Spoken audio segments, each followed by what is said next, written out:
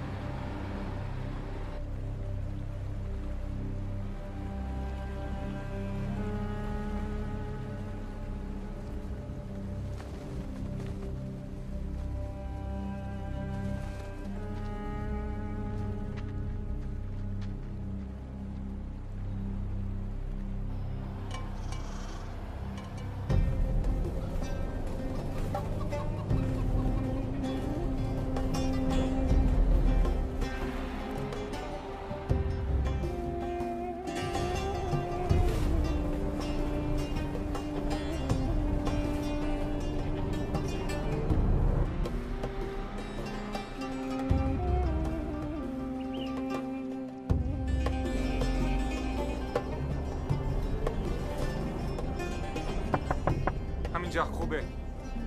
مرسی. ممنون. میشه منو کمک کنین؟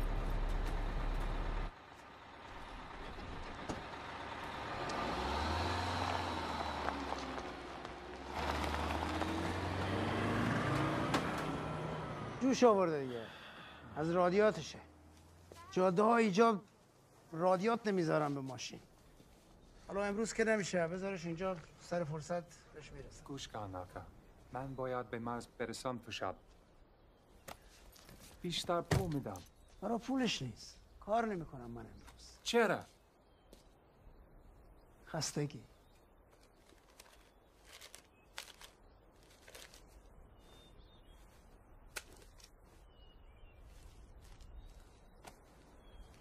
حالا شما برای یه چرخی بزن ببینم چی میشه. اون گرد که منو به مرز برسونه. ملتفتم. میخوای رد بشی بری؟ باشه. راش میندازم برات اگه بشه. این دور برو. قفه کنی نیست. چرا اون بالا یه جایی هست. ممنون. Speak English. Speak English. I must talk fast. There are things in this village you do not know about. They cannot get away with this. These devils. ببخشش آقا. حال خوشی نداره بیچاره. سری جد آبادته. خانم خوبیت نداره اینجا با غریبه صحبت میکنی. برو جانم. برو.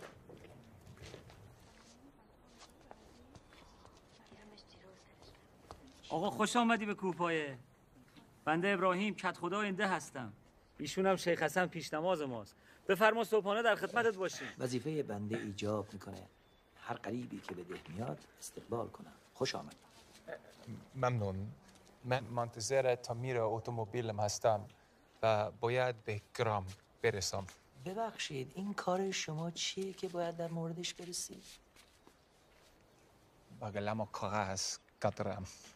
قلم میزنه. حساب داری؟ روزنامه نویس. ببخشید شما لهجه دارید. مال کجایی شما؟ مقیم فرانسه هستم و در راه برگشت به فرانسه. بله فرانسه همونطور که میدونید امام ما آیت الله خمینی مدتی در فرانسه بود و این فرانسوی‌ها خیلی خوب تحویل گرفتن امام. ولی چیزی نخوری که نمیشه آقا بفرما. از ممو نویسیتون ممنونم ولی نه مرسی. اقلا یه چای نبات بخور با ما. برای دل دردت هم خوبه. باشه دفعه دیگه. ممنون.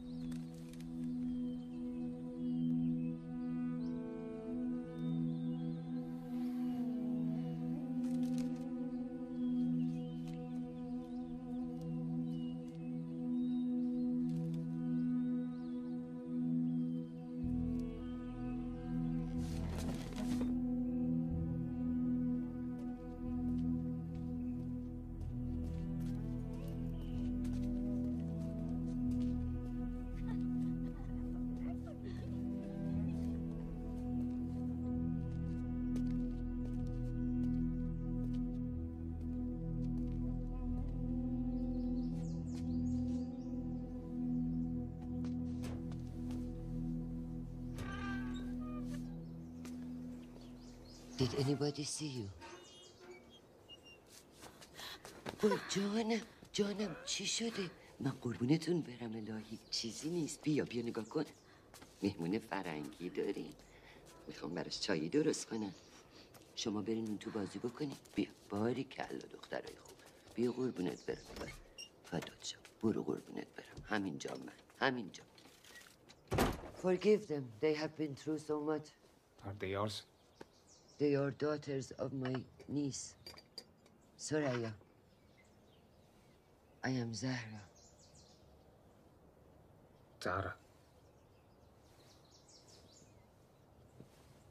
Zara, are you crazy? They think so. And the police beat up on and inviting a stranger and your own? I'm inclined to agree. Sit, please. I will give you some tea. Then you decide who is crazy. Me or them.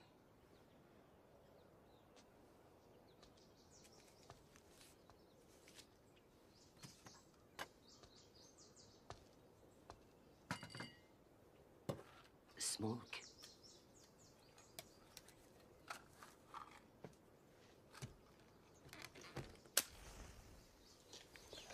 The Ayatollahs have banned women from smoking.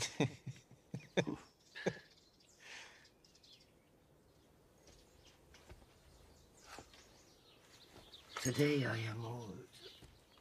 100 years older than yesterday. But I know right from wrong. What happened here yesterday was wrong. Yesterday. The devil himself visited this town. And Allah, the merciful, know it. God willing, inshallah, you will know it too.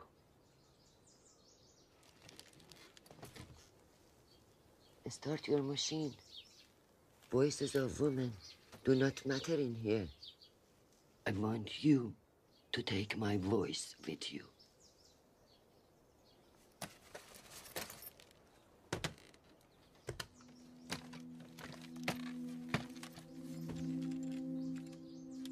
Why should I listen to you? If, as you say, the voices of women no longer matter anywhere in this country. Hear my story first. You will know why you should listen.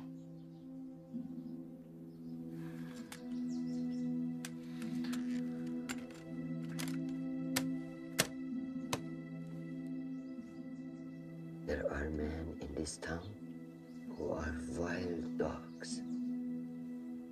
Their hunt began not long ago with Soraya's husband, Ali. صرفشه که رضایت بده. زنها طبعا لجباز میشن. شما که خانم خودت و سریا رو بهتر میشن. سلام. یه جوری باید قانعش کنی. انشالله. راه دیگه نره. باید راضی بشه. انشالله. هی انشالله میکنی؟ حالا واسه من جانماز آب میکشی؟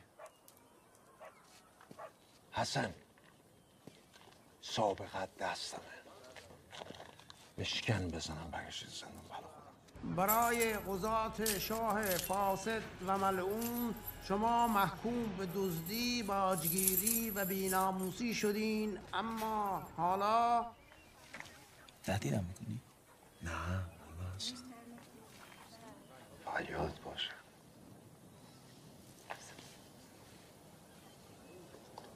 ببین من تو با هم اختلافی نداری.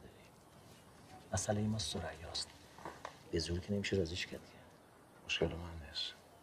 رازیش کن.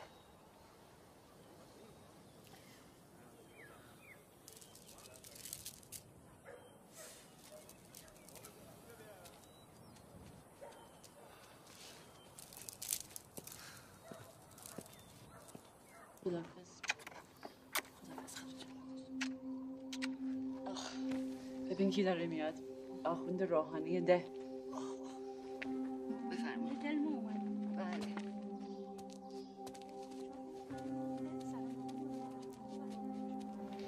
سلام علیکم.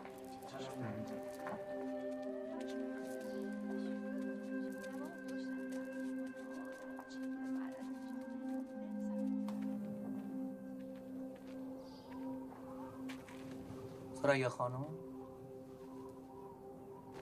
حالتون خوبه انشالله به مرحمت خدا. علی اینجا نیست.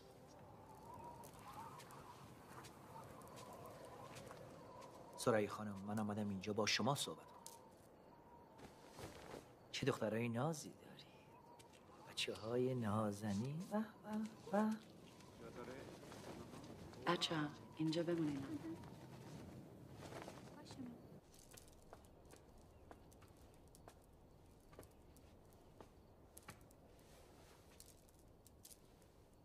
ثریا خانم من به پیشنهاد شوهرتون علی آقا آمدم اینجا.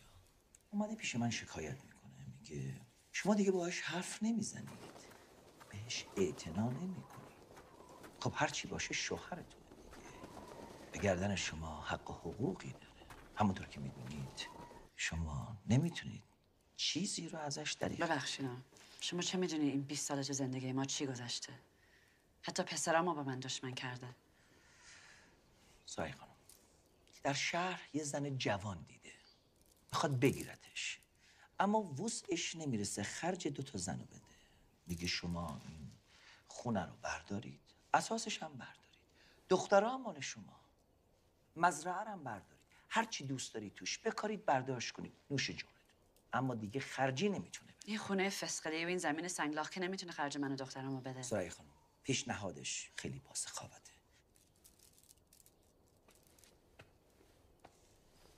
یه موضوع دیگه هست که میخواستم با شما در میون بذارم، ربطی به علی نداره، به هیچ کس مربوط نیست. اجازه میدید من در خدمت شما و این دخترای معصوم شما باشم؟ قابل شما رو ندارم. بنده گاهی این ور اون ور خدمت میرسم، مینشینیم با هم حرف میزنیم، بیشتر با هم آشنا میشیم و به موقعش وقتی لازم شد ثریا خانم خطبه مبارک صیغه رو جاری کنی. همونطور که میدانید در اسلام عزیز صیغه کردن یک زن تنهای مطلقه با 2 بچه. برو گم شو بیرون. یالا 2 نفر نشستیم داریم با هم دیگه خصوصی صحبت میکنیم. گور کثیفتو از این خونه گم کن. آخوند حسن، شیخ حسن یا هر کوفتی که اسمت هست، وگرنه من تمام این دهو میذارم رو سرم. خجالتم خوب چیزیه؟ اقلا از اون قرآن مجید خجالت بکش که توی اون دستای نجستت میگیری. زهرا خانم سوء تفاهم شده، به حضرت عباس ثریا خانم از ناموس منم محترمتره. من با نیت خیر آمدم اینجا. و جلوی چشاتو گرفته؟ صیغه فاحشه شرعی تو چجوری روت میشه حضرت عباس بزنه به اون کمرت؟ خاک بر سر تو، 3 نسل بعد تو. برو گم شو بیرون. یالا افرید زهر این نیش بالاخره هیکلتو مسموم میکنه و مال تو رو. صبر کنید میبینید، هر دوتون میبینید.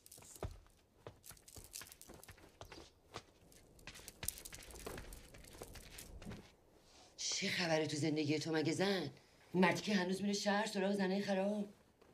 دختری کیه؟ تو ازش تمکین میکنی؟ چیزی رو که میخواد بهش میدی؟ شایع است که تمکین نمیکنی. جواب منو بده.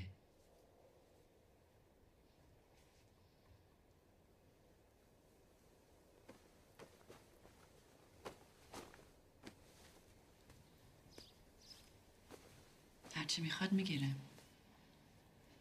دیگه چیزی ندارم بدم.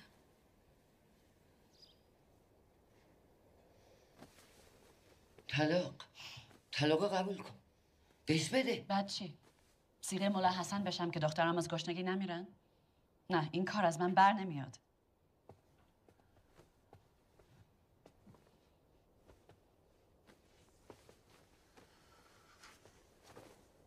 این دختری تو شهر کیه؟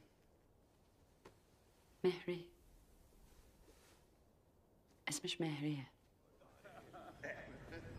بفرمایید. واسه عقب نگاه نکن. 14 سالشه. چشاش روشنه.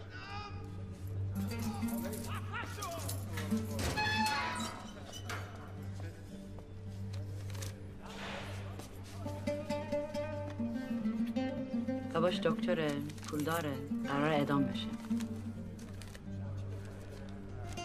ممنون. علی هم قول داده کمکش کنه.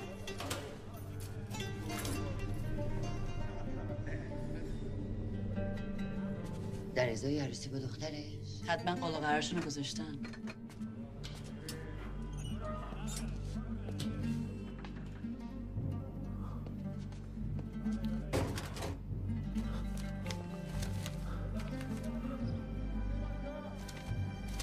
تو از کجا میدونی؟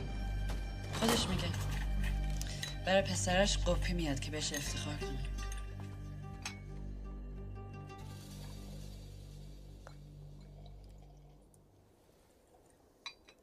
علی و ملا حسن از قبل با هم نقشه کشیدن.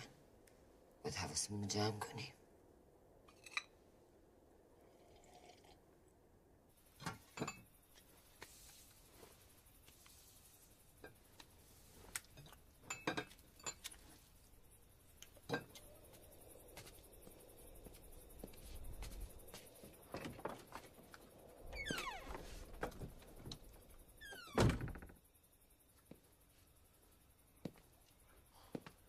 آبروی منو بردی زن.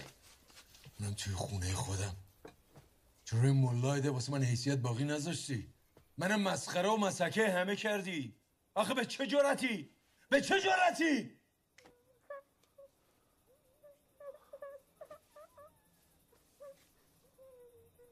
خفش کنیم بچه رو. امروز ملا حسن آمده اینجا با یک پیشنهاد سخاوتمندانه برای طلاق مادرتون. ولی این زن جواب رد داده. سرگی یه تیکه گوشت نمیتونه بذاره وسط سفره. چیزی خرجی نمیدی. نمیتونم از برنج گوشت بسازم. ولی مهری همیشه سر سفرش گوشته و خیلی چیزهای دیگه. هر شب زن بودن و بلده. اسم اون اینجا نیار علی. ما میتونیم بریم شهر. من نزدیک کارم باشم. شما بچه ها میتونیم پاسدار انقلاب بشیم. بس کن جلوی بچه ها نه. بابا ما میتونیم با تو بریم؟ البته. تو این ده که واسه شما چیزی بود نره. ولی این زن نمیخواد ببینه شوهرش و بچه‌هاش خوشبخت باشن. چرا نمیذاریم ما بریم؟ فقط پسرا؟ پس دخترامون چی؟ من حاضر نیستم ببینم بچه‌ام از گرسنگی بمیرن. تو نسبت به من وظیفه داری. به عنوان شوهر، به عنوان پدر، شرعاً، قانوناً ما رو نمیتونی ول کنی بری. تازه من چی؟ زنت. اون آخوند عزیزت آمده زنتو بلند کنه.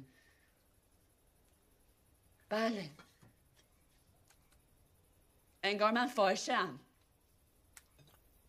آخه تو چه جور شوهری هستی؟ شرفت کجا رفته؟ غیرتت کجا رفته؟ بابا اینطور حرف نزن.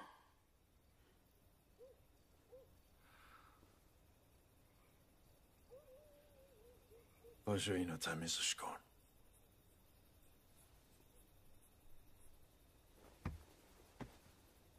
پاشو اینو تمیزش کن.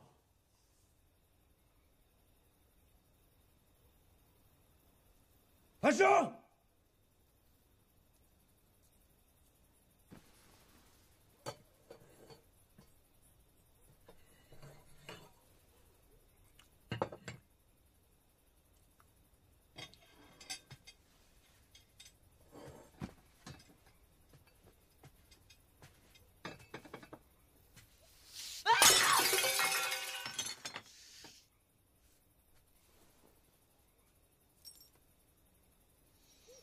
$25 واسه این غلطی کردی به من بده کاری. اینجا دنیای مرداست. اینه هیچ وقت فراموش نکنیم بچه. کجا میری؟ بلند شو بریم. کجا میری؟ بلند شو. کجا میری؟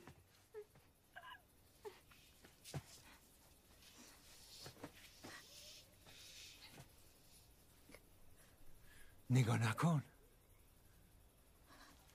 به من نگاه میکنی اینجوری؟ ببن اون چشاتو. بودو بچه ها. کدوم قبرستونی میری؟ کجا میری؟ بدو.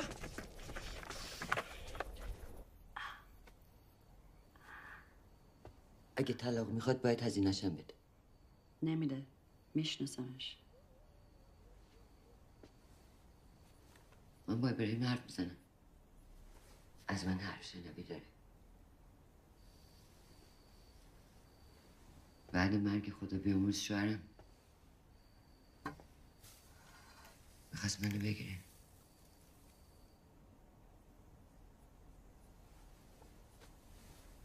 وقتی بچه بودم بابا ننه منو فرستادن پیش ارباب کار کنم که مجبور نشن شکم و منو سیر کنن. اونم همه جور دستمالی میکرد. غیر از دخترگی دیگه هیچی برام باقی نذاشت.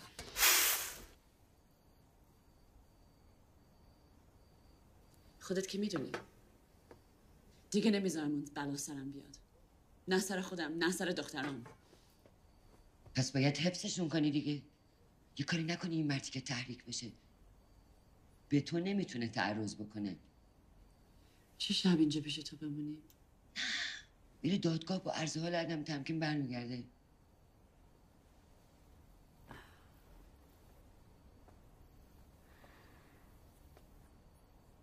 خونه خوب نمیخوابم.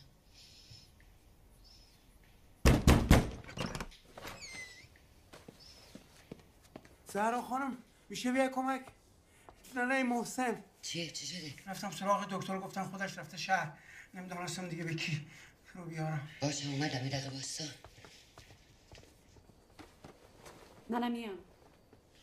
نه شنیدی که چی گفتم؟ برو خونه. بفرما شما.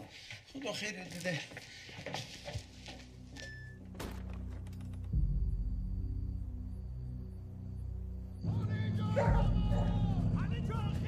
خدا خیرت بده زهرا جان. اختیار داری هاشم آقا این حرفا چیه؟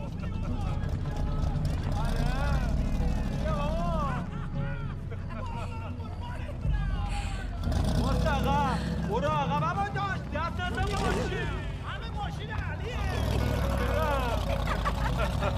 هاشم باورت میشه؟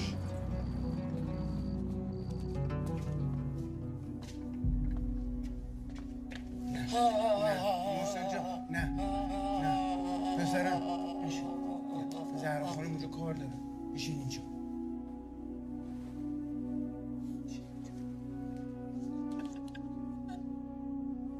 مادرت خودش خوش نیست. محسن جان شما اینجا باش. شما همینجا باش پسرم. اینجا بشین. بیا.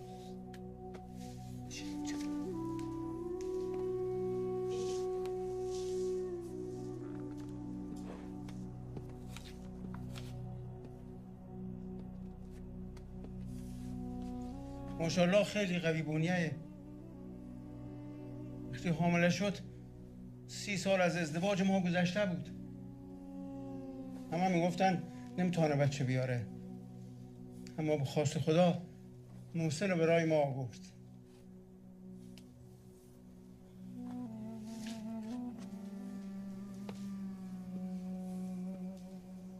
زهرا جان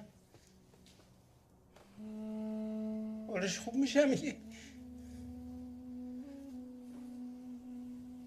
هاشم آقا باید آمادش کنم واسه کفن و دفن.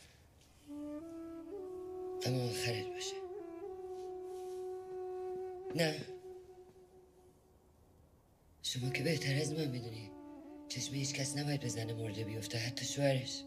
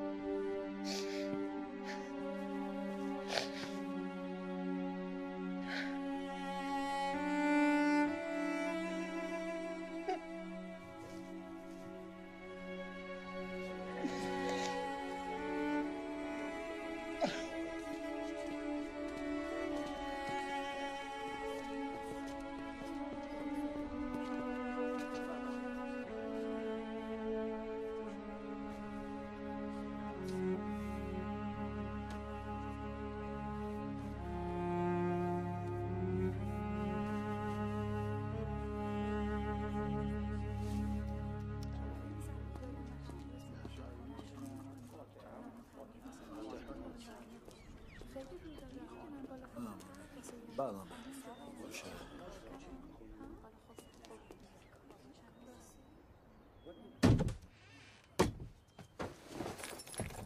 هنوز جنازش رو زمینه و اموالشو دارین غارت میکنید.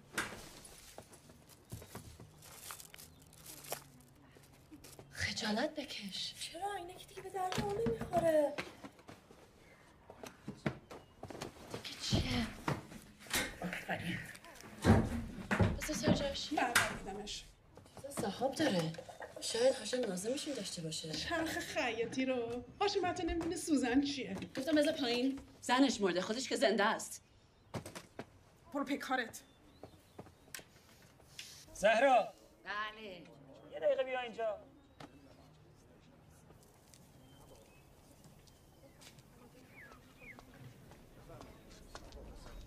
زهرا خانم،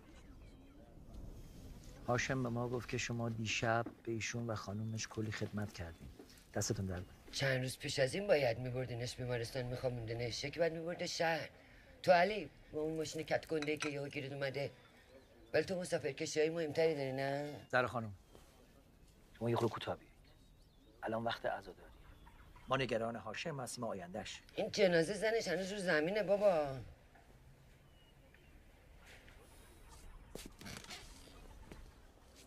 منظور نداشتم.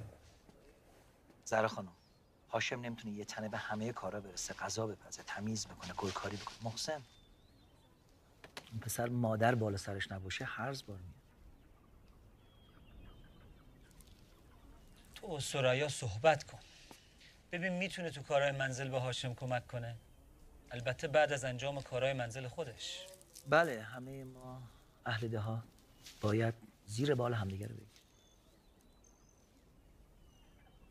آها، پایین موضوع. شماها بایستی نگاه کنین همه کارا رو سریا بکنه. چون خودتون بهش نمیگی؟ زهرا خانم، سریا از شما بیشتر حرف شنوی میکنه.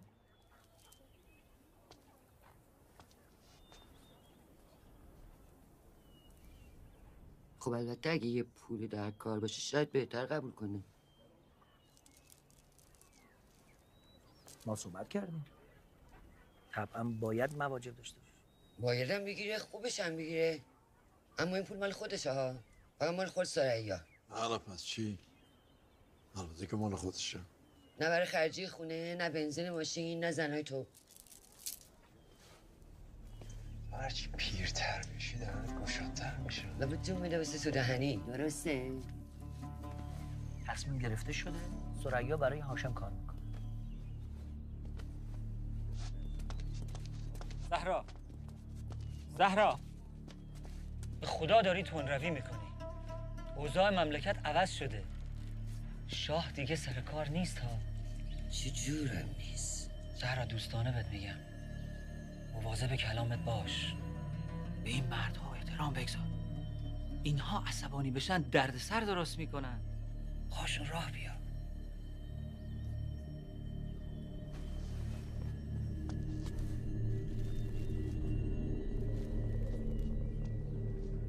این که کار توست ابراهیم، نه من. اما به چه قیمتی؟ فکرشو کردی؟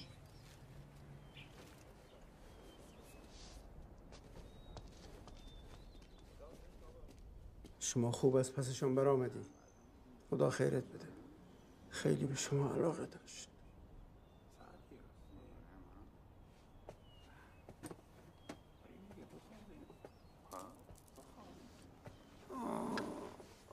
اینو بذار یه جای امن.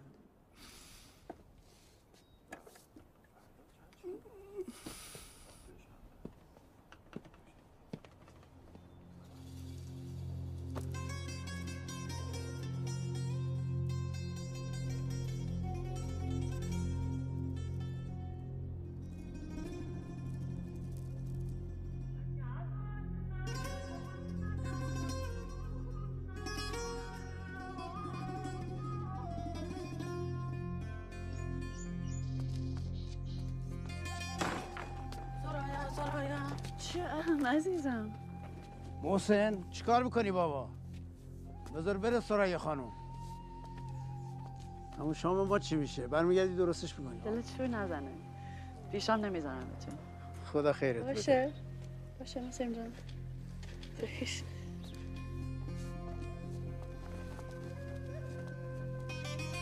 بیا بریم بابا.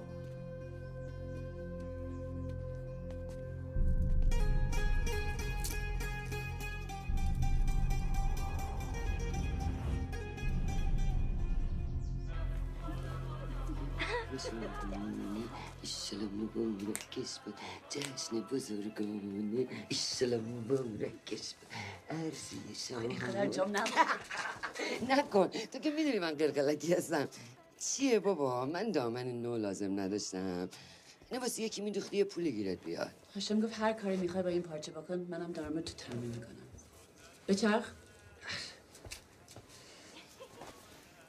هاشم باید خوب تا میکنه روسته داره ولی مهربونه خدا عمرش بده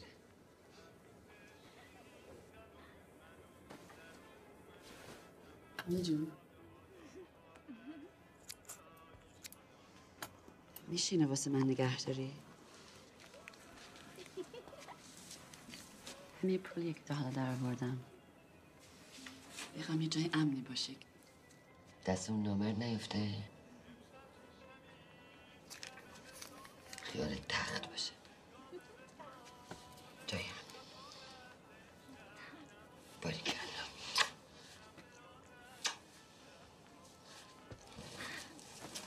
خیلی قشنگ شد مثل خانوما شدم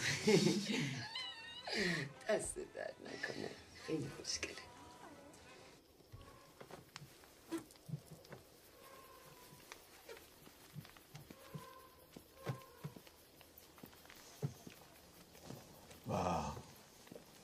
بچه‌ها دستون در نکنه خیلی تمیز شده بابا کی میریم به شهر؟ به زودی یه شب پسر تشکر رئیس باشه یه جونم تشکر رئیس قربونت مادر و دخترها اونا چی؟ فکر اونا نکن همه چی رو خودم درست میکنم بیا سخت بردار بره خونه ماشاءالله ماشاءالله چه پسرایی باریکلا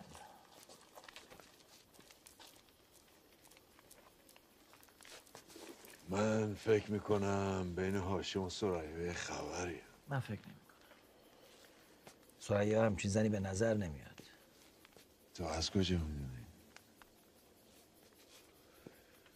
خونش که کار میکنه اونم که یه مرد زن مرده تنهاست اصلا خودت میدونی داری چی میگی؟ مجازات یه زن زناکار سنگساره اینو میخوای؟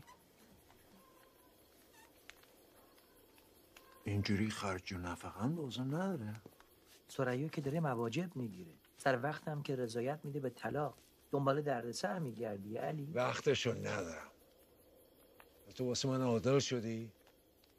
اگه توی دنیا عدالت وجود میداشت تو رو تا حالا 100 دفعه سنگسارت کرده بودن چرا داری شلوغش میکنی؟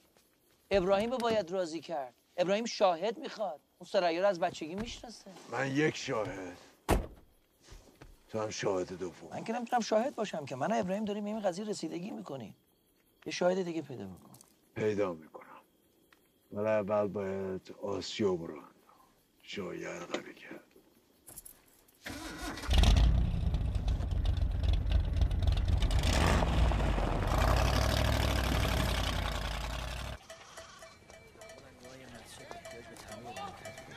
دنبالش باش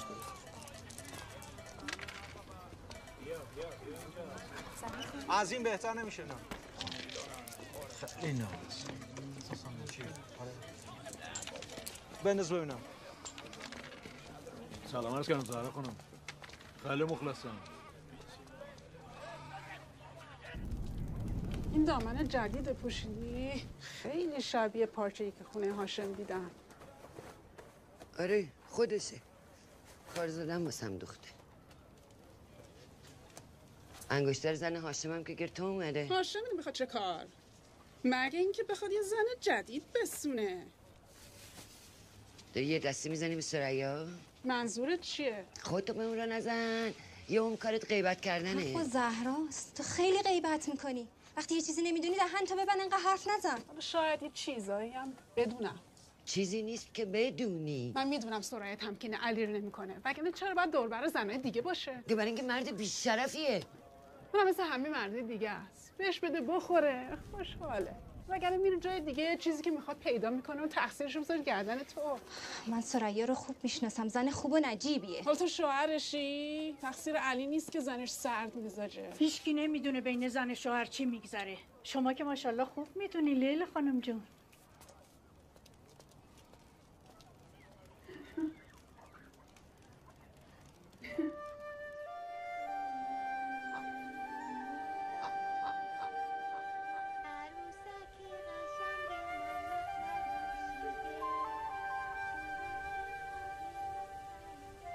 خوگلی مامان. آره عزیزم، خیلی خوشگلن.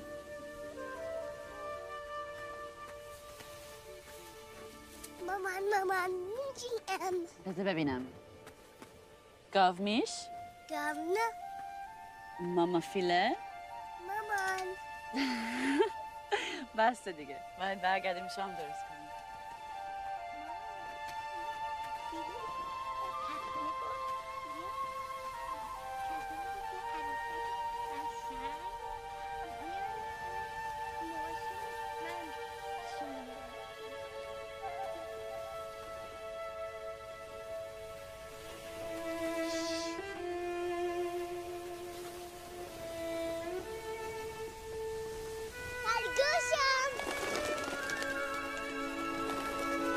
نگاه کن.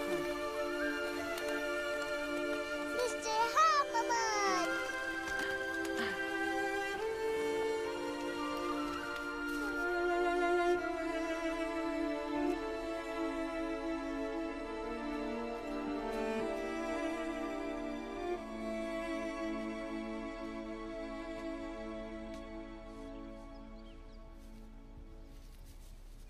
سریا؟ ترسوندی منو. زود اومدی خونه. کاری تو دست نداشتم. ماشینی نمیاد از اینجا رد بشه. محسن کجاست؟ خوابیده. زمین خورده پوست زانوش رفته. انقدر گریه کرد خوابش برد. آره؟ نه چیزی نیست. یه خارش کوچیک.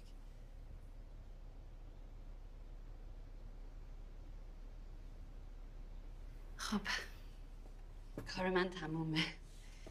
غذاتون روی اجاقه. چه خوش عطره. آره امروز گوشتش تازه بود. میمانی با هم غذا بخوریم؟ نه دیگه باید برم خونه. البته بله. بعضی وقتا میلم نمیکشه تنهایی غذا بخورم. محسن حالا بیدار میشه. فردا صبح برمیگرده.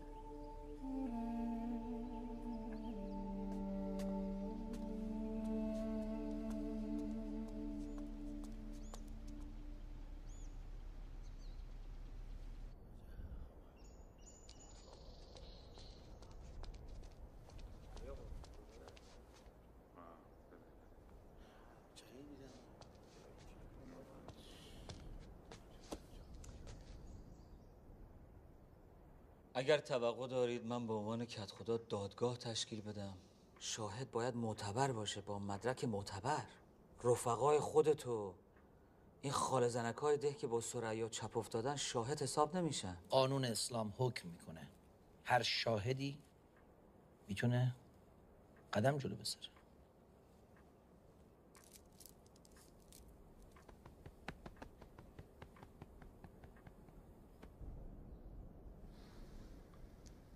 پس برو مدرک بیار. مدرک نه غیبت. ابراهیم الان نه زهرا کار دارم. من میدونم با اون شوهرش داریم واسش نقشه میکشی. نقشه‌ای در کار نیست. شکایت شده. ابراهیم از حالا دارم به هشدار میدم اما محاله بذارم به این زن بیچاره کمترین آزاری برسونیم. روزه بند باید مثل اینکه به دهن زنها ببندم به جای سگها. ثریا مادر و زن بهتری پیدا نمیشه، تو هم اینو خودت خوب میدونی. ولی ما فکر میکنیم که ثریا زیادی خونه هاشم میره. وقتی هم میره زیادی اونجا میمونه.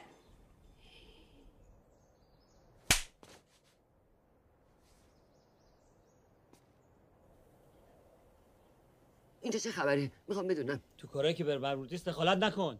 آخه تو چه میفهمی زن؟ باورم نمیشه یه روزی فکر میکردم زن تو بشم. واقعا که ابراهیم تبدیل شدی به جاده صاف کنی دیگران، شدی نوکر، شدی بنده، شدی صیغه اون دیو صفت.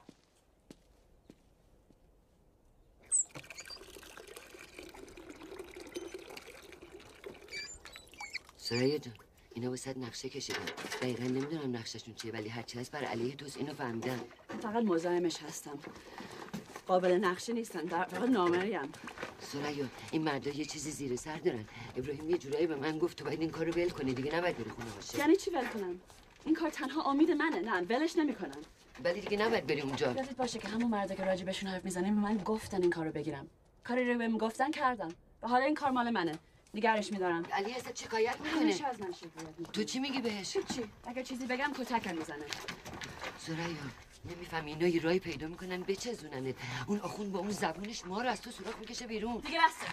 هیچ توطئه‌ای در کار نیست، هیچ جنایتی در کار نیست. فقط یه خاله دارم که زیادی خیالات درش داشته. تو هیچ وقت حواست به کاسه پشت نیم کاسه نیست.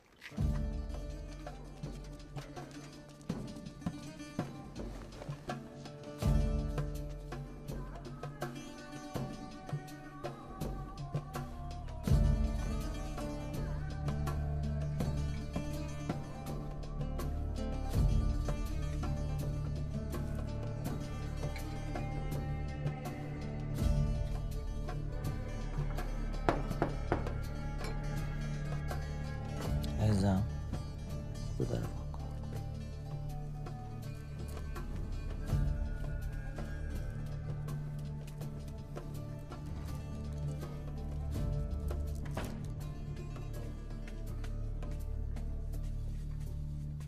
سلام علیکم. سلام علیکم هاشم جان، خوش آمدید.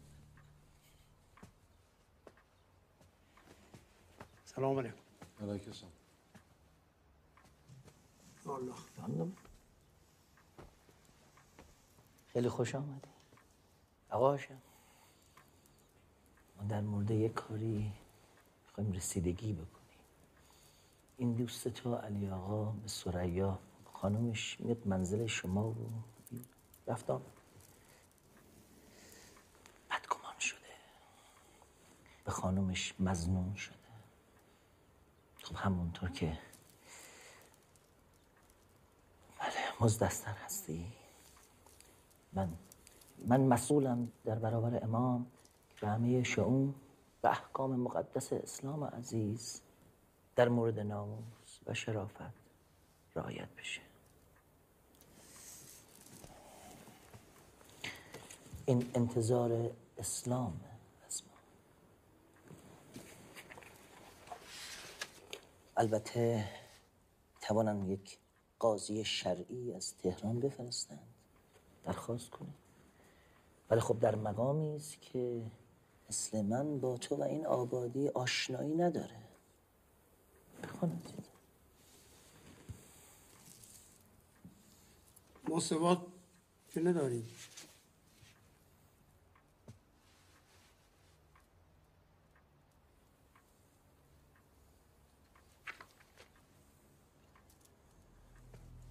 هاشم جان،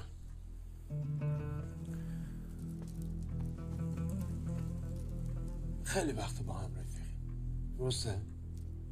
بله. رک میگم رفاقتی، مردونه راستشو. زن من خونه تو میخوابه. نه علی آقا، شما خودت بهتر میدانی ثریا خانم هر شب خانه است. این که جواب نشد. منظورم اینه که خونه شما چرتی میزنه خستگیشو درک کنه؟ ما از کجا بدانم؟ هاشم راستشو بگو. آخه مگه میشه تو ندونه؟ یا میخوابه یا نمیخوابه.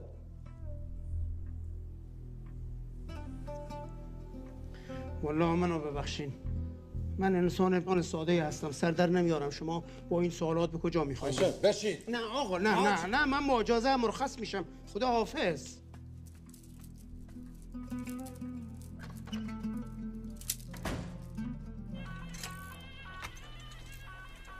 محسن آچارده میدی به بابا؟ آچارده نار جعبه آچار.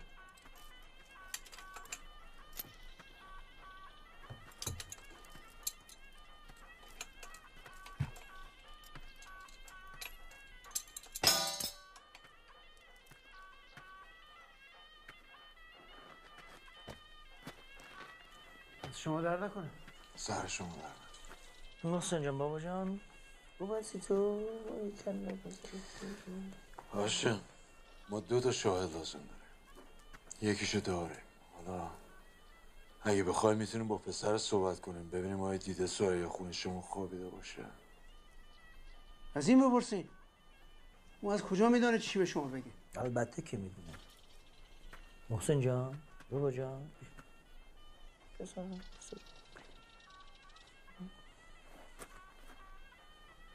تو میدونی ها؟ باریکلا. پای اینا بکشین کنار. علی آقا نمیشه. اگه زن من با تو خوابیده باشه و تو خوشت اومده تو هم شریک جرمی. در شهر اسلامی شرکت در زنا مجازات داره. دادگاه میتونه محاکمه صادر کنه. بعضی مواقع مرد زناکار رو بغل زن زناکار سنگسار میکنن. بچه بیچاره بدون پدر بالا سرش، زبونم لال، از دارالمجانین سر در میاره. میتونم ببرمش زندون بعد خودم موضوعش باشم. محسن جان بابا جان پسر خوب سریا خونه شما چیکار میکنه؟ به دست میزنه؟ بابا حیا کنین شما رو به خدا. این بچه است. سریا خونه شما دراز میکشه درسته؟ برای چی این کارو میکنی؟ خوبیت نداره والا. این زن بیچاره گناه داره، بالاخره خدایی داره اون بالا، میبینه اون خدا همه چی را. آشم بگو سریا خونه شما میخوابه.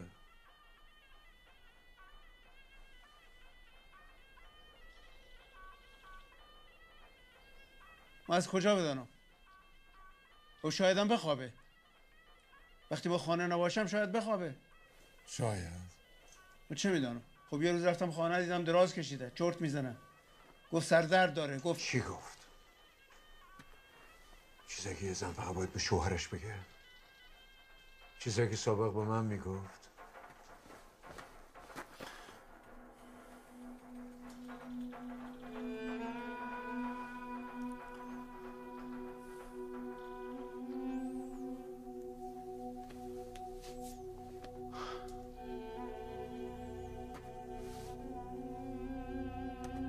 بفرما مولا.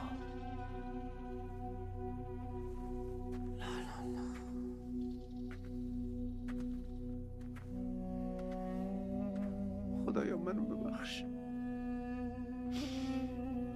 خدایا منو ببخش.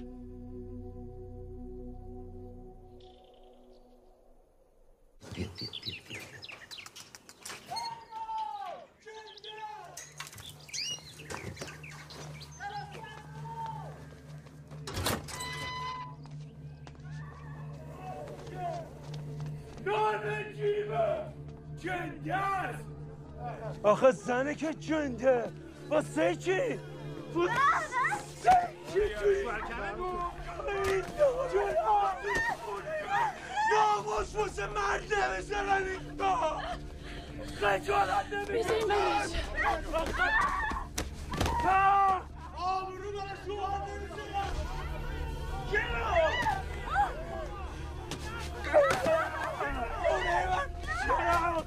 علی باش تو چه برمونی؟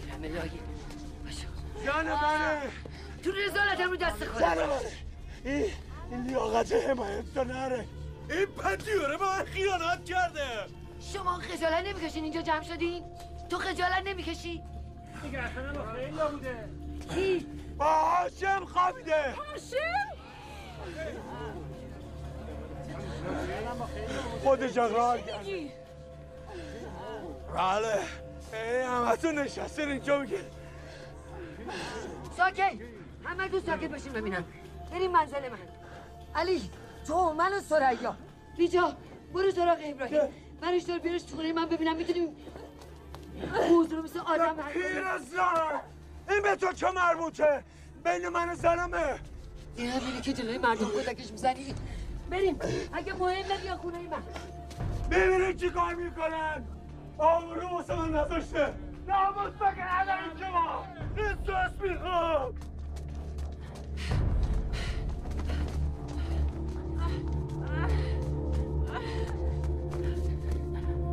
چیزی که نشده حالت خوبه.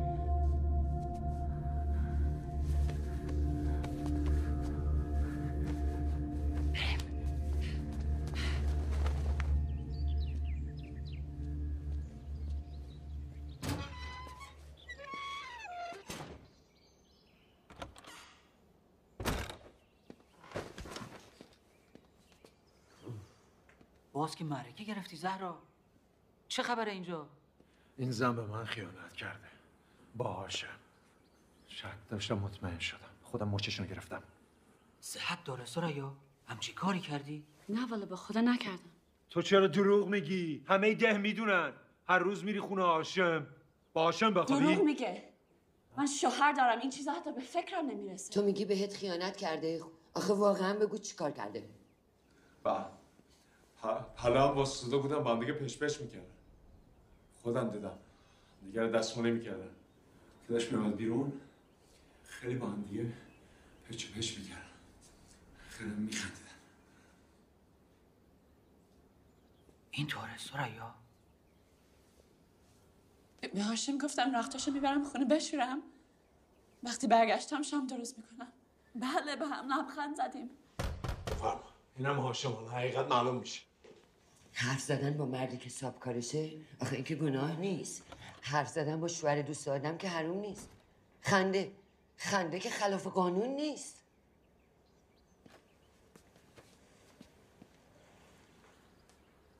هاشم وقتی با ثریا پچ میکردیم چی میگفتیم به هم؟ پچ نمیکردیم.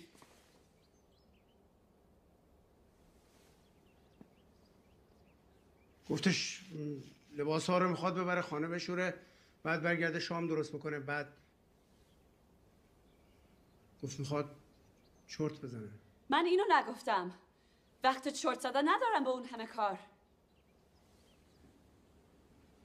هاشم چشمای من نگاه کن، حواست به من باشه. ازت سوال میکنم جواب دقیق میخوام. آره یا نه؟ متوجهی؟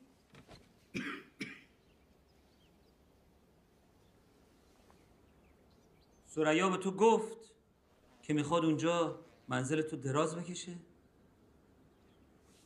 بله گفتش. همیشه دراز میکشه. وقتی خانه ما هست همش میخواد دراز بکشه روی رخت خواب. مشت ابراهیم حرفایی میگه که یه زن فقط باز به شوهرش بگه. دروغ میگه. وقتی کارم تمام میشه یه دقیقم خونش نمیمونم. درم که همیشه وازه به خدا. تو چرا این کارو میکنی؟ تو چرا این حرفو میزنی؟ من زنتو دوست داشتم. پسرتو نگه میدارم. اینا ازم خواستن برات کار کنم. من کی کار خلافی کردم؟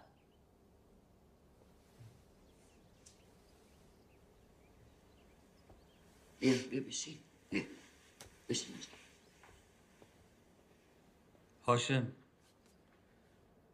وقتی مردی زنش رو متهم به زنا میکنه خون تمام اهالی ده به جوش میاد. مردم ما نمیتونن همچین جرمی رو تحمل بکنن. باید واقعا یقین داشته باشی ها.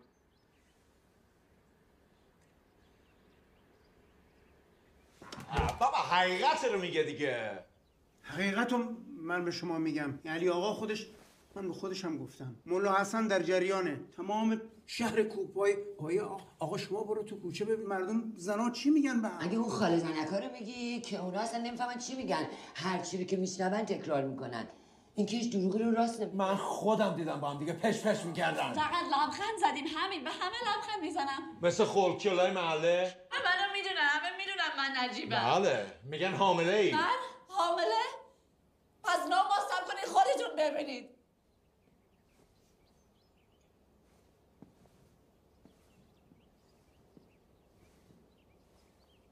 ثریا، 2 مرد عاقل و بالغ به تو اتهام میزنن که اعمال و رفتارت دور از شونات زناشویی و مادری. آیا میتونی بیگناهی خودتو ثابت کنی؟ من ثابت کنم؟ چطور میتونم؟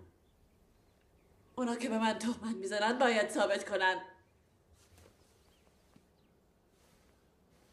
وقتی مردی اتهام به زنش میزنه، این وظیفه زنه که بیگناهی خودشو ثابت کنه. مسئولیت زنه که بیگناهی خودشو ثابت کنه. قانون شهر اینطور میگه. حتی در موردی که زنی از شوهر شاکی باشه، باز هم اثبات ادعا به عهده زن است. میفهمی؟ بله کاملا روشنه. زنها همه تقصیر کنن، مردا بیگناه. درست. ببند دهن گشات دو. تو برو گم شو. بریم.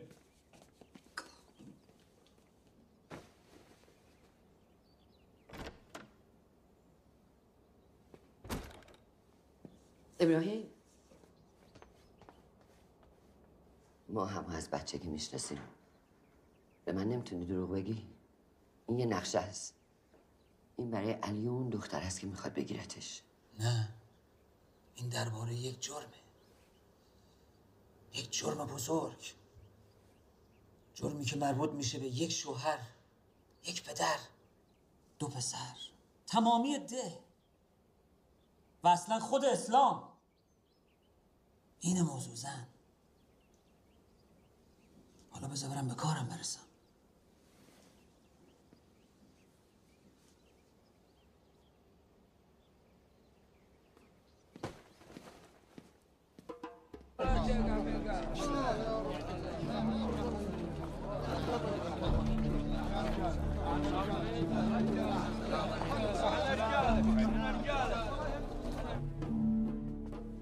چه خبره؟ ابراهیم ما رو فرستاده پیش شما بمونید. مردا رو جمع کرده میخوان جلسه بذارن. کی باشه؟ مولا حسن، علی، البته دوستای علی، 2 تا پسرای تو، ثریا، مرتضی رمضانی. پدر من هر تصمیمی بگیرن چیزی نمیگه. همه مردا همینطورن. کی تا حالا از ما دفاع کردن.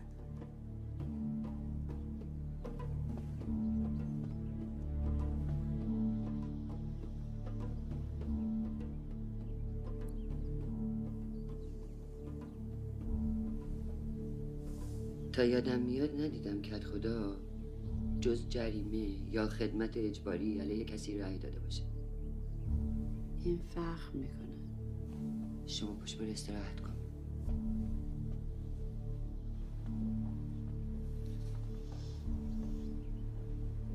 بیا یه ذره استراحت کن، من الان برمیگردم.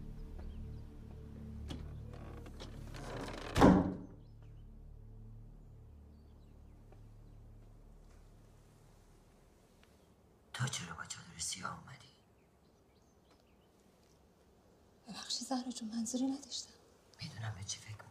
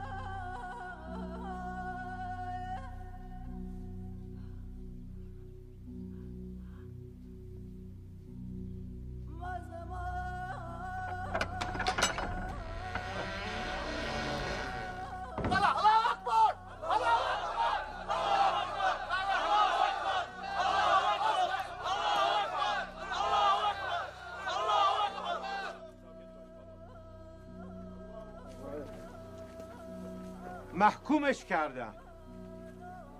محکومه، مقصره، مقصر.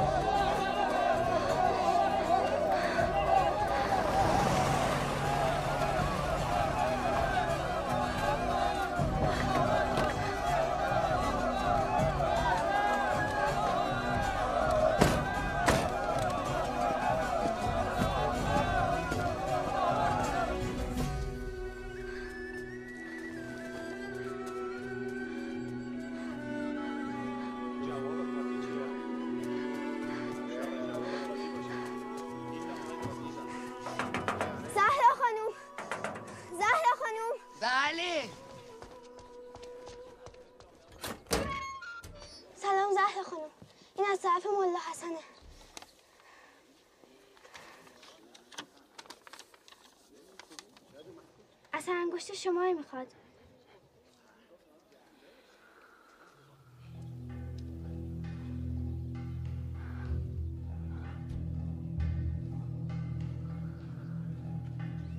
اصلا انگشت من میخواد؟ بله.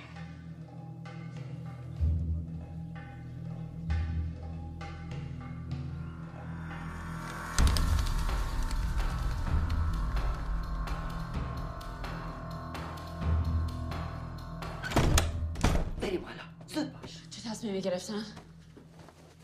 بد نیست. بگو به من. باید بریم از اینجا. کجا بریم؟ با چه وسیله‌ای؟ با چه پولی؟ دارن توی میدون ده سنگسارت میکنن تا یه ساعت دیگه. میفهمی؟ یالا.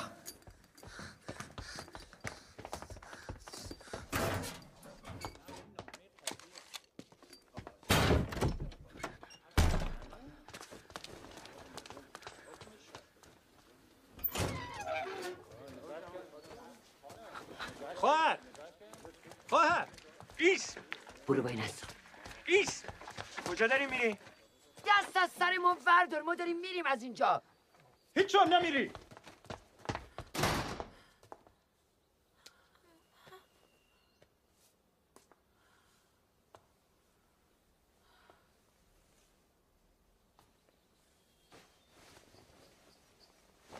بالاخره کار خودشو کرد.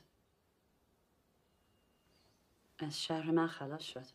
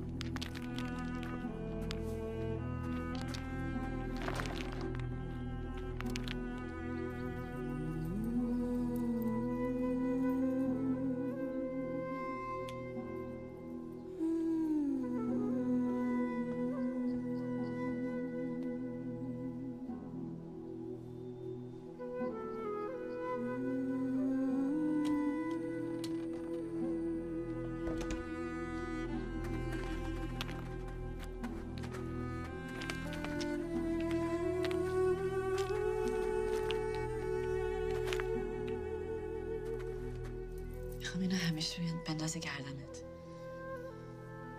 گمش نکنی عزیزم. فهمیدی؟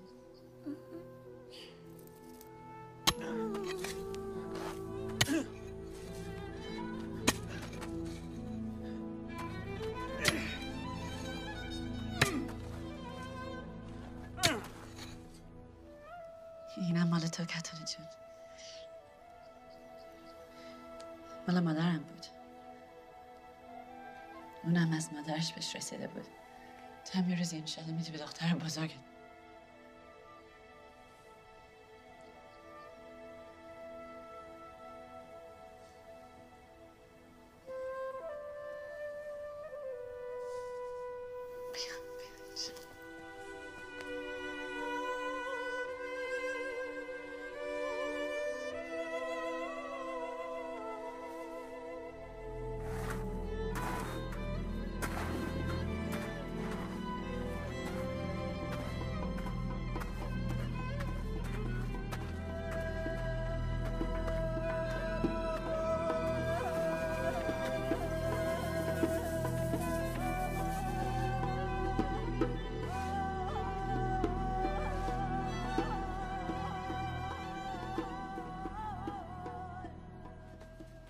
انتخابات بعد نوبت دخترامه. مواظبشون باش خاله جون. مواظب اونا باش.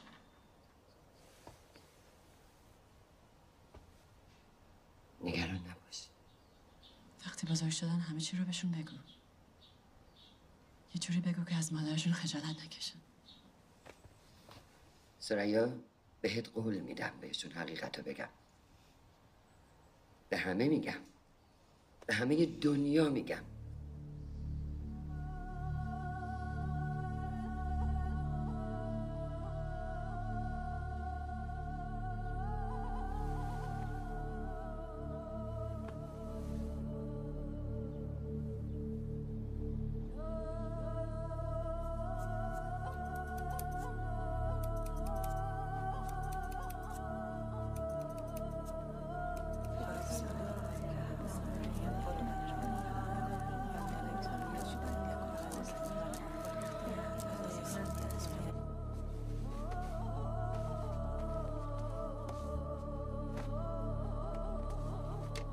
تو رو به بزرگیت قسم میدم من رو یاری کن.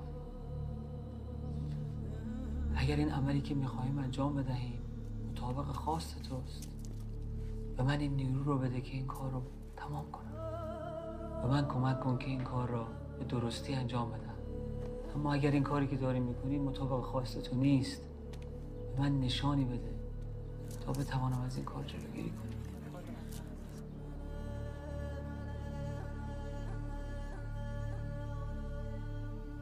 میترسی؟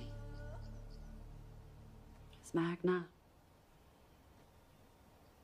اما از مردن با سنگ دردش.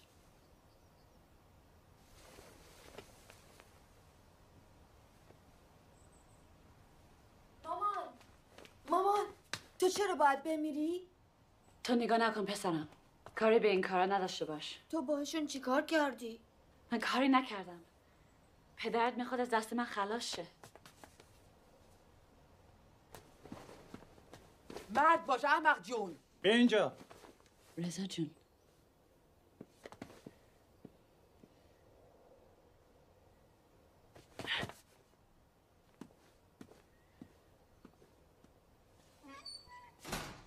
بیا بیا بیا بیا بشین اینجا.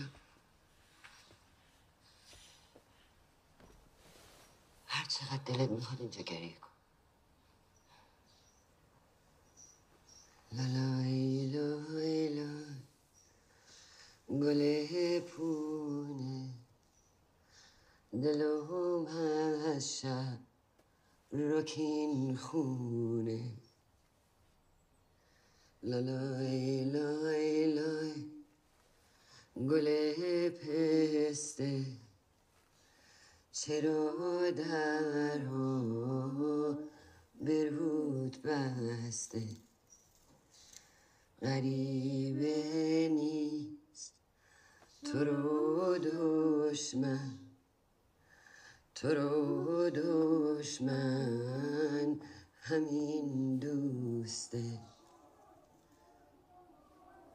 اینجا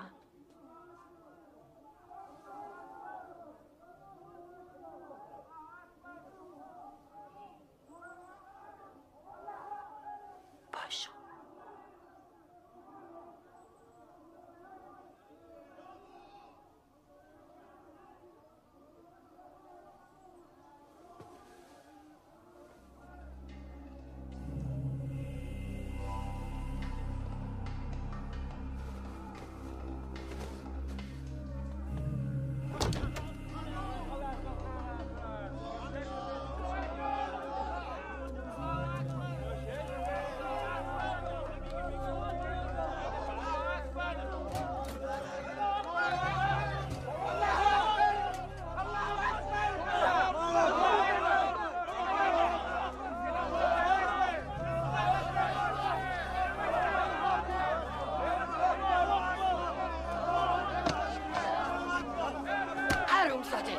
حساب تو با منه ها.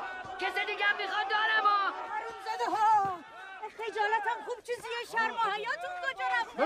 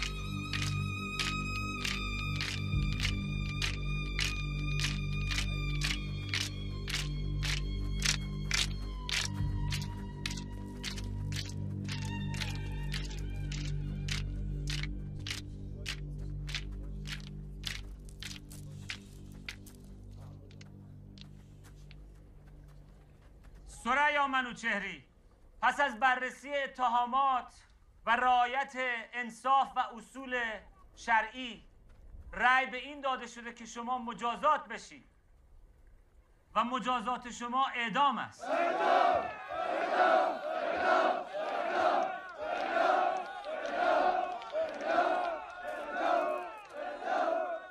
به خواسته اهالی کوهپایه و مطابق با قوانین شرعی شما همین امروز در این محل اعدام بشید.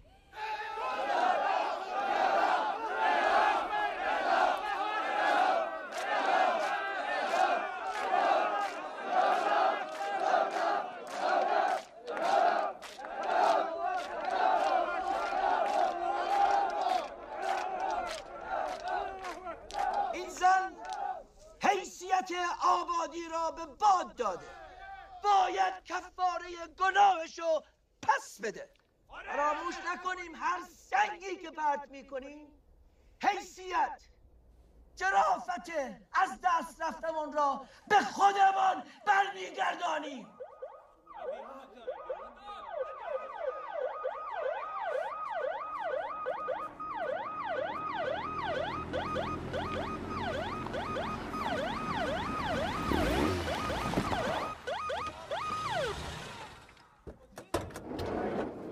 درود بر همه شما، سلام به همه آقایون و خارا.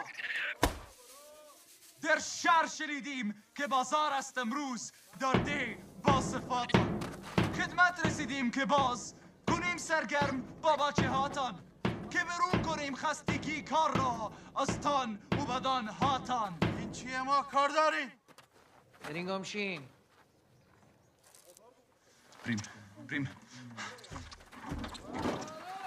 بعد از نماز برای شما سرگرمی داریم، بیایید برای تماشا.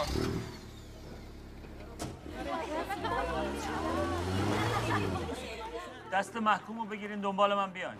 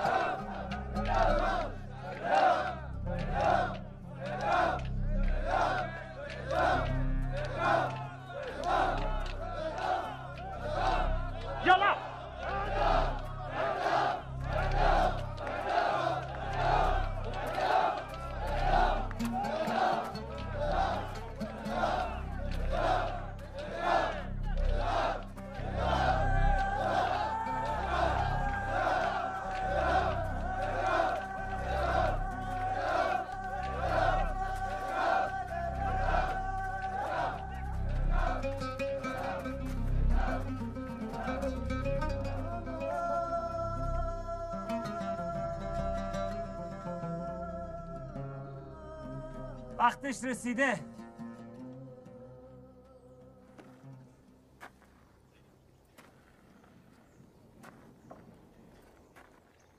چادر رو سرش بردار.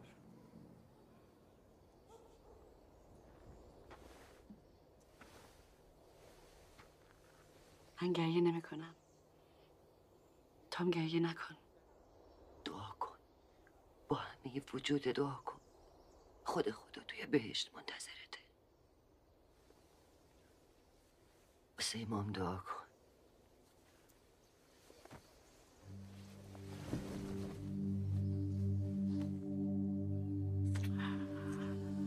بیا بیا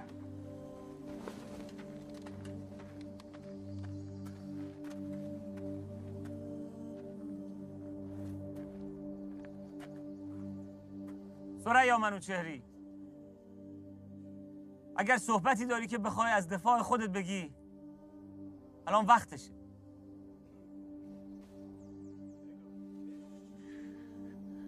این آخرین فرصته.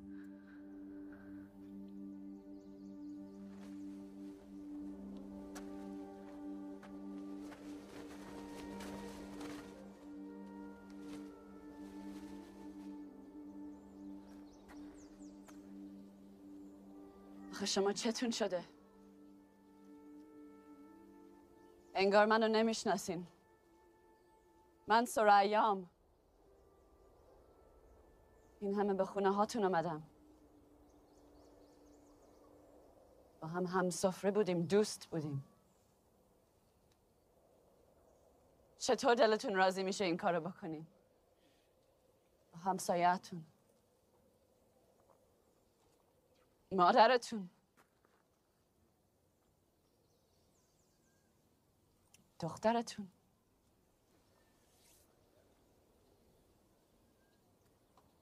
زنت.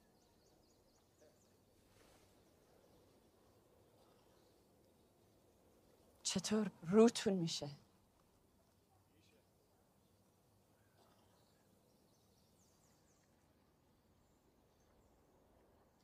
قانون خداست.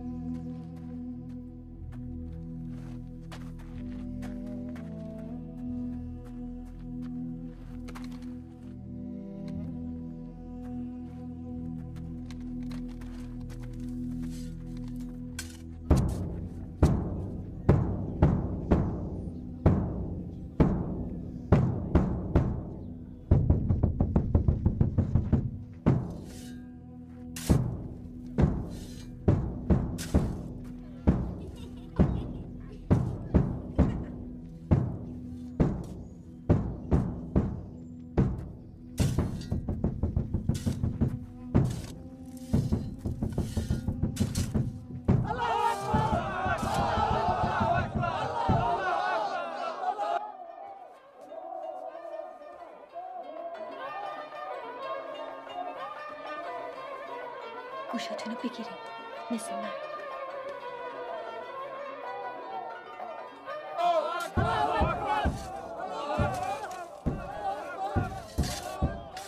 بسه دیگه، برین کنار.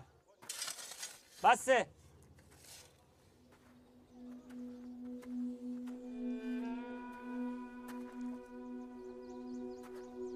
آقا مرتضی حرفی داری که بزنی؟ ابراهیم من چه حرفی دارم بزنم؟ من بخت برگشته.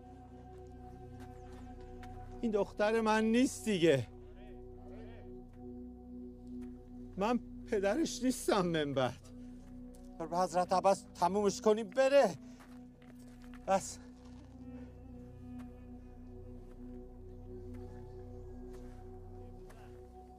علی نصارو بگی.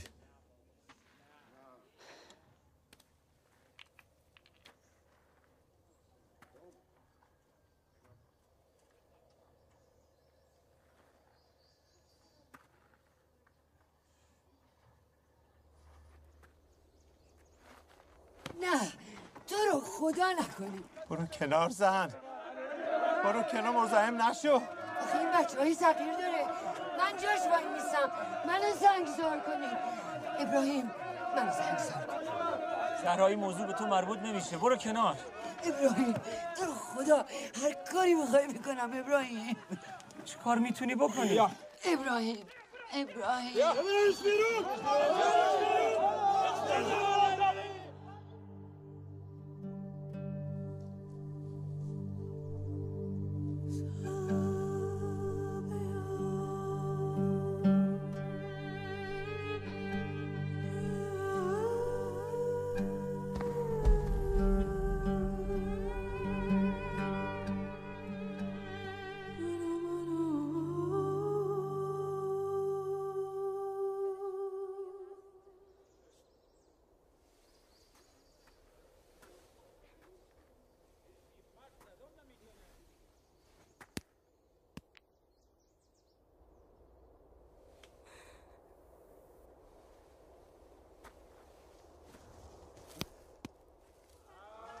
یه سنگ دیگه بدین.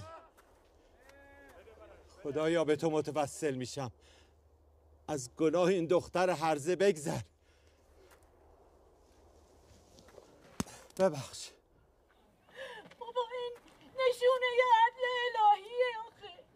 مگه نمیبینین هرچی سنگ بهش میزنین نمیخوره؟ بفهمید.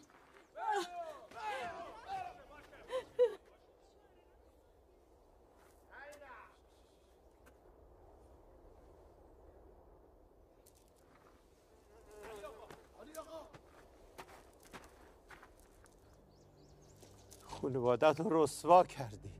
ناراحت نباش آقا مرتضی، من خودم خدمتش میرسم.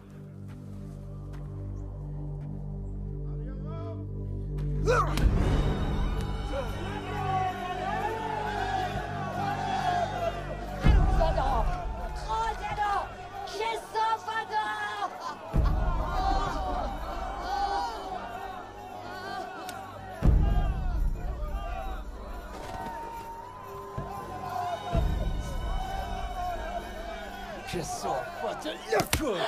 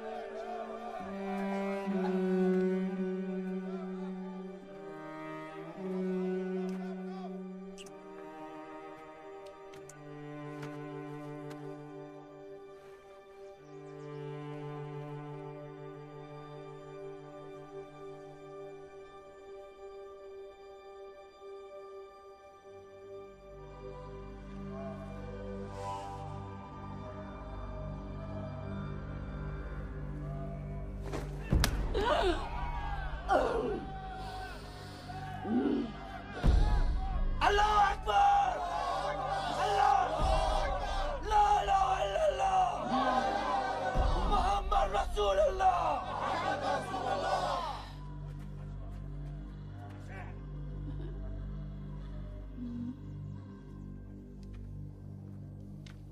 بزنیم پسرا، بزنیم به امان خدا.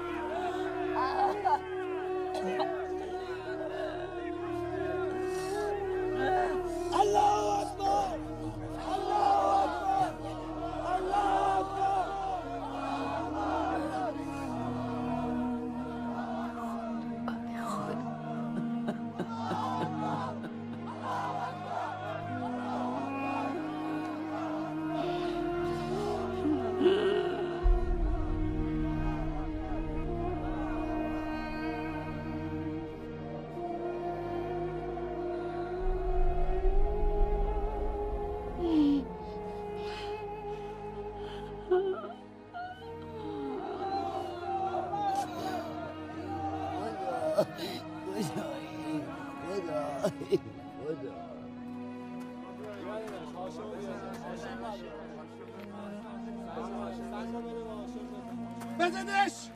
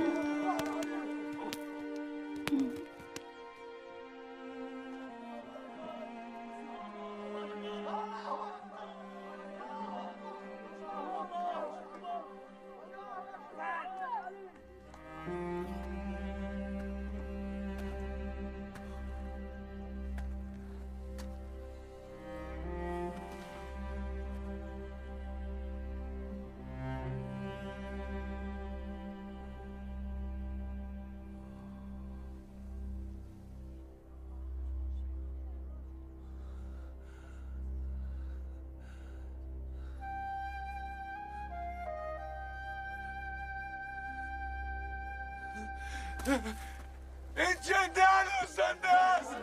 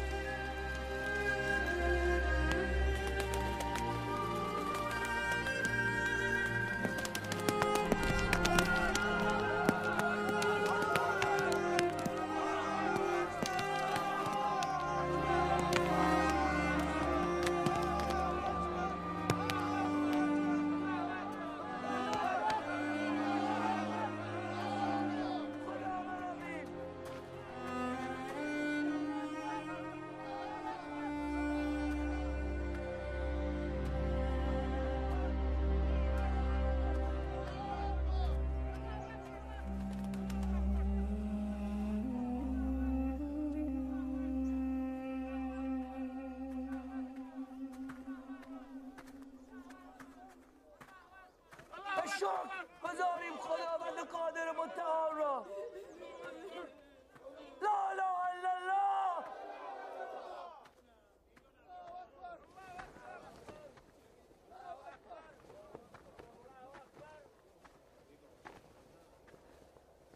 تمام شد. ابراهیم، خدا خودش بهت رحم کنه برای کاری که امروز کردی.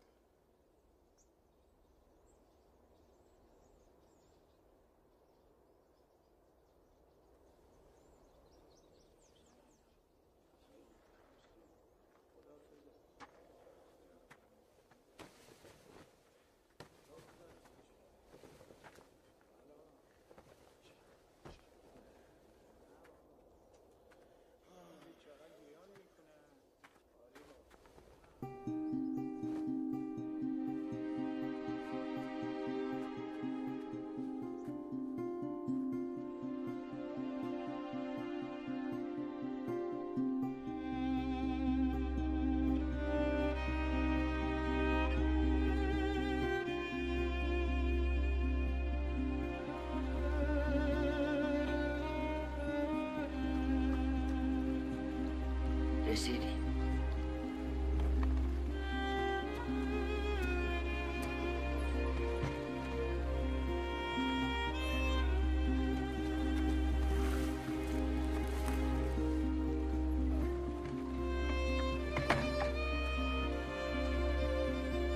They refused to let us bury her. We took her body and left it by the river.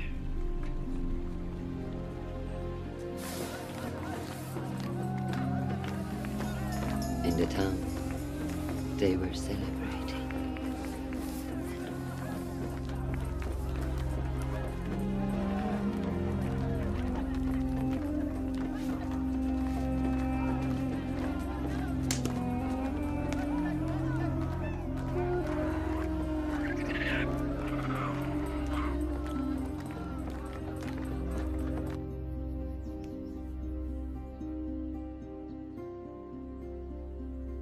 That was yesterday. This morning, before dawn, I went back to the river and buried what dogs had left of her.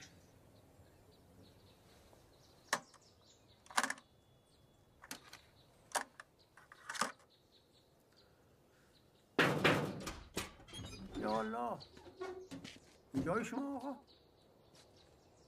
ماشین رو راش انداختم.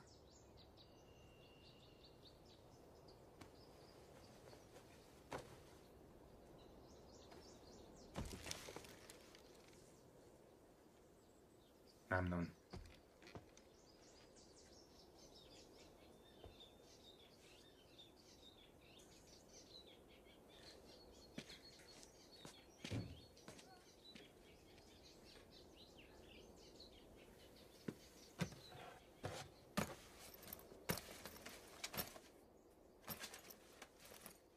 چه خبره؟ هیچی، دارم بیاد ماشینشو ببره. نباید بزنیم بره. جرمی مرتکب نشده. یارو خبرنگاره، نویسنده است. هر قضیه که اینجاست باید بین خودمون تو این 4 دیواری بمونه. بعد بریم ببینیم زهره بهش چی گفته. آماده باشین.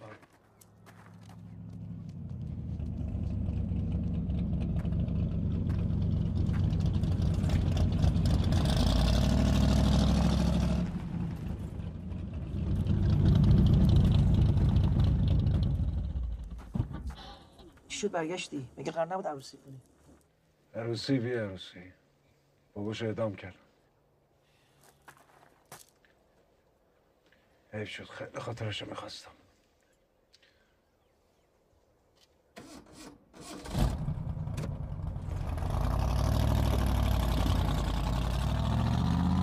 پس اون همه داد قال سر چی بود؟ هیچی؟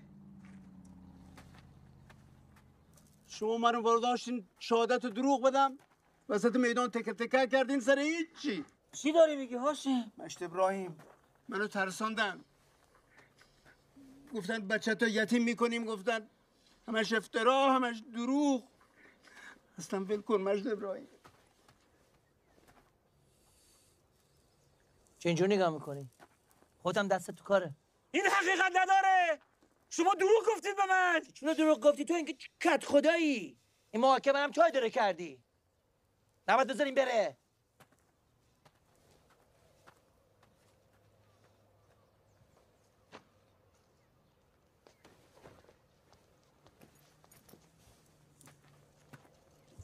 زهره خانم ما رو ببخشید که مزاحم وقت شما شده. به هیچ وجه. زهره خانم یکم پرحرفه، خیلی هم خیال بافه، مگه نه ابراهیم؟ آره، گاهی نمیشه فهمید کی راست میگه کی دروغ. اینو دیگه بیات آقایون میذارم.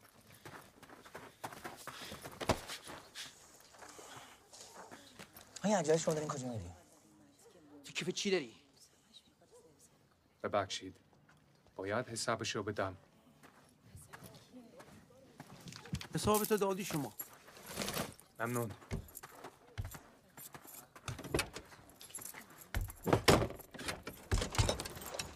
میخوام بذارم شما اینجا برید. شما راجع به هیچی حرف میزنید.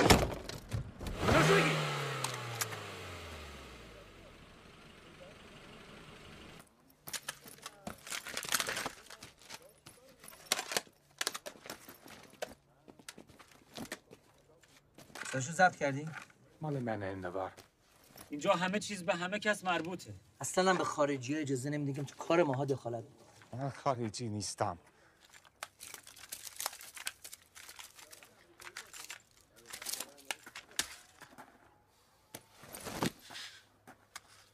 که بچه جوتی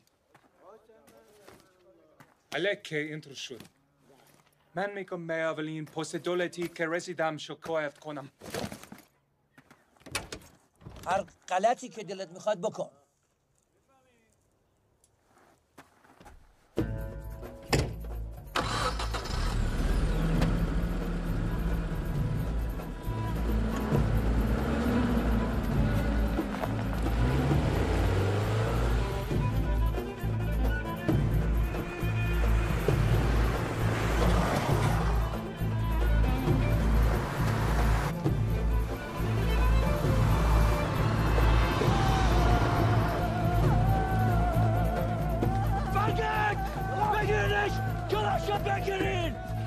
حالا برو. تو چی؟ نگران من نباش، هیچ کاری نمیتونم بکنم. دخترمو بزنم.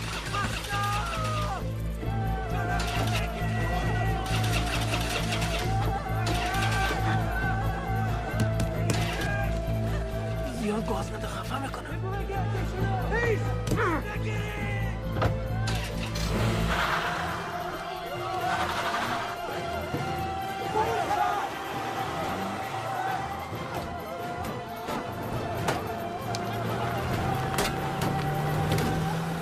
ابراهیم از چی میترسی؟